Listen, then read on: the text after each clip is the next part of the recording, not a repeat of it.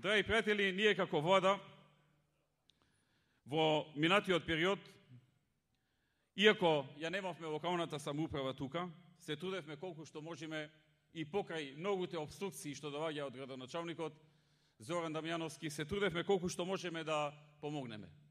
Се заврши и се изгради предпоследната делница на автопатот Александар Македонски или коридорот 10 од Табановце до Куманово.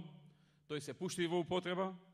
Се изгради локалниот пат Куманово село Пчиња во должина од над 9 километри, за кој што инвестиравме 37 милиони денари и со овој инвестиционен зафат беше возможен и се возможи проток на луѓе низ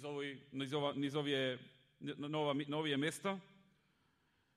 Овој крај е познат по своите раноградинарски култури, така да верувам дека луѓето што живеат таму го гледаат аерото сето тоа. Се изгради исто така и се реконструира патот Куманово Пчиња, Војник Клечовце, се опреми Кумановската болница со нова опрема, за да им помогне на сите граѓани кои што имаат проблем со здравието или ќе имаат во иднина проблем со здравието. Владата издвои околу 350.000 евра за опрема во болницата и заедно со италијанската помош која што се обезбеди, набави посериозна количина на опрема во оваа болница, со што значително ќе се подобри квалитетот на здравствени услуги во Кумановската општа болница. Покрај ова се отвори факултетот за бизнис администрација со седиште во Куманово, како и факултет за геодезија, кој што верувам дека понатаму ќе се развива.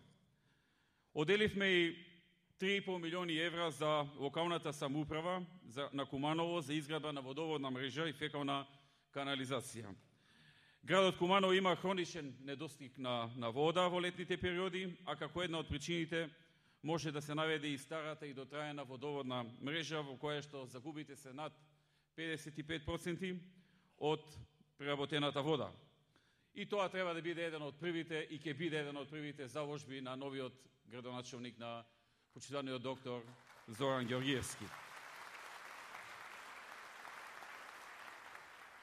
Понатаму се изградија и спортски сали, изградбата на спортската сала во дворот на земјоделското училиште Киро Бурнас. Се обезбедија и 10 милиони денари за набавка на темелен испустен вентил на Липровската брана од средства на владата на Република Македонија. Владата обезбеди и средства за ревитализација, реставрација и надградба на железничките станици во Табановци и во Куманово, проект кој што го започнавме пред неколку месеци. Понатаму обезбедени се средства и за други намени, за тениски игралишта, за фудбалски игралишта, за други спортски игралишта и терени, така што ВМРО ДПМН и покрај многуте обструкции кои што ги имавме од актуелниот градоначалник, сепак правеше се што беше во нејзина мок, односно во наша мок, да помогнеме колку што можеме на овој град и на овие луѓе кои што овдека живеат и чекаат некој да им помогне од политичарите. Но, гледајќи ја програмата на кандидатот на ВМРО ДПМН, можам да кажам дека, имајќи во обзир дека тој внимателно работеше на неа во изминатиот период, заедно со членовите на раководството на партијата и заедно со поширокото членство, имајќи во обзир дека ние како партија подолг период ја подготвувавме програмата, уште пред да го одредиме кандидатот.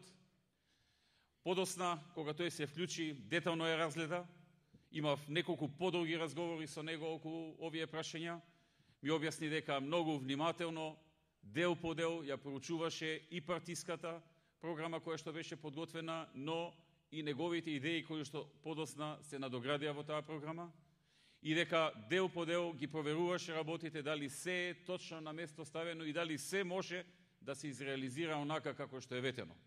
Дури ми кажуваше дека заедно со своји пријатели и со партици од ВМРО ДПМН проверувале одредени работи на терен за да се уверат во деталите на секој проект кој што треба да се вети и да се заврши.